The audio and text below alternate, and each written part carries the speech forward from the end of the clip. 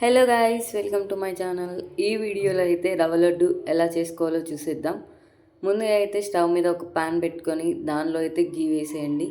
గీ కొంచెం వేడవగానే అందులో అయితే డ్రై ఫ్రూట్స్ యాడ్ చేయండి. ఫస్ట్ అయితే జీడిపప్పుని ఇలా వేయించుకోండి. జీడిపప్పు అయితే ఎక్కువ మాడిపోకుండా ఇలా దూరగా అయితే సరిపోతుంది. అండ్ వెంటనే కిస్మిస్ కూడా వేయించి పక్కన పెట్టుకోండి. అండ్ నెక్స్ట్ అదే ప్యాన్లో బొంబాయి రవ్వ అయితే ఫ్రై చేసుకోవాలి. బొంబాయి రవ్వ జస్ట్ కలర్ చేంజ్ అయ్యి జీడిపప్పు వేయించిన స్మెల్ వస్తే సరిపోతుంది. బొంబాయి రవ్వ ఇలా ఫ్రై అవుతున్నప్పుడు ఇంకొక సైడ్ అయితే షుగర్ని మిక్సీ అయితే పట్టుకోండి. 1 కప్ బొంబాయి రవ్వకి 1 కప్ షుగర్ అయితే కరెక్ట్గా సరిపోతుంది. ఇలా షుగర్ని పౌడర్ చేసి పక్కన పెట్టుకోండి. ఈ విధంగా పౌడర్ చేసుకున్న షుగర్ని వేయించుకున్న బొంబాయి రవ్వలో యాడ్ చేయండి. రెండు బాగా మిక్స్ అయ్యేలా కలపాలి. నెక్స్ట్ ఇందులోనే డ్రై ఫ్రూట్స్ కూడా యాడ్ చేసేయండి.